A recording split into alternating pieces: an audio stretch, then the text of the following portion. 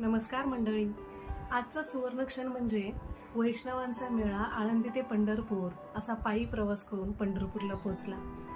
आणि विठ्ठल रखुमाईचे दर्शन घेता घेता मनात सहजच प्रश्न आला. देवळात गेलो होतो मध्ये, तिथे विठ्ठल काही दिसेना. देवळात गेलो होतो मध्ये, तिथे विठ्ठल काही दिसेना. रखुमाई शेजारी नुसतीच वीट, रखुमाई शेजारी नुसतीच वीट. मी म्हटलं राहिलं, रखुमाई तर रखुमाई, कोणाच्या तरी पायावर डोकं ठेवायचं. मी म्हटलं रखुमाई तर रखुमाई, कोणाच्या तरी पायावर डोकं ठेवायचं. पायावर ठेवलेलं डोकं काढून घेतलं, पुढं मागं आपल्यालाच लागेल म्हणून.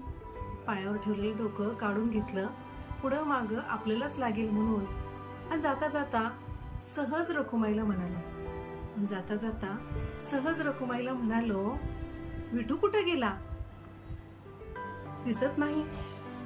जाता जाता सहज रखुमाईला म्हणालो, विठू कुठं गेला? दिसत नाही. रखुमाई म्हणाली, कुठे गेला म्हणजे? उभा नाही का माझ्या उजव्या अंगाला? रखुमाई म्हणाली, कुठं गेला म्हणजे उभा नाही का माझ्या उजव्या अंगाला? मी पुन्हा एकदा पाहिलं खात्री करून घ्यायला. आणि म्हणालो, तिथं तर कोणीच नाही. म्हणजे नाकासमोर बघण्यात जन्म गेला, नाकासमोर बघण्यात जन्म गेला. बाजूचं जरा मला कमीच दिसतं. नाकासमोर बघण्यात जन्म गेला, बाजूचं जरा मला कमीच दिसतं. दगडासारखी झाली मान अगदी धरली बघ, दगडासारखी झाली मान अगदी धरली बघ. इकडचं तिकडं जरा होत नाही. कधी जातो, कधी येतो, कुठं जातो, काय करतो, मला काही ठाऊक नाही. खांद्याला खांदा उभा असेल विठू म्हणून मी बावळट उभी राहिले. खांद्याला खांदा भिडून उभा असेल विठू म्हणून मी पण बावळट उभी राहिले.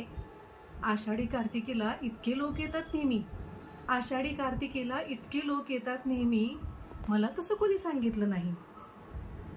आज अचानक मला भेटायला धावून आलं, आज अचानक मला भेटायला धावून आलं. 28 युगांचे एकटेपण, 28 युगांचे एकटेपण.